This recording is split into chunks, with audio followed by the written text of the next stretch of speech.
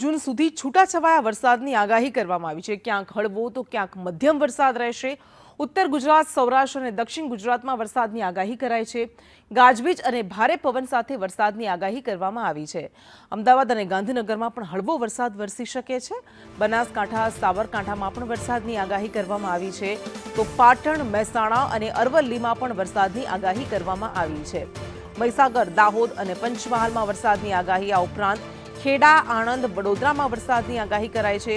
છોટાઉદેપુર, ભરૂચ, નર્મદા, સુરત, તાપી, નવસારી, ડાંગ, વલસાડ, દમણ, દાદરાનગર હવેલી, સુરેન્દ્રનગર, બોટાદ, અમરેલી, ભાવનગર, ગીર સોમનાથ અને કેન્દ્ર શાસિત પ્રદેશ દીવમાં પણ વરસાદની આગાહી કરવામાં આવી છે। ક્યાંક હળવો વરસાદ વરસશે તો ક્યાંક મધ્યમ વરસાદ વરસી શકે। આ ઉપરાંત પ્રતિ કલાક 40 કિલોમીટરની ઝડપે પવન પણ ફૂંકાઈ શકે।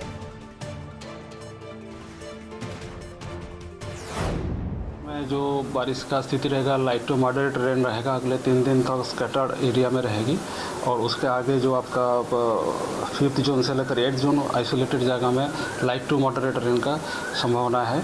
और जो सौराष्ट्र कच्छ रीजन में इसे में हमारा लाइट टू मॉडरेट रेन का फोरकास्ट है। आइसोलेटेड जगह में मेनली साउदर्न डिस्ट्रिक्ट जो है उसमें आएगा।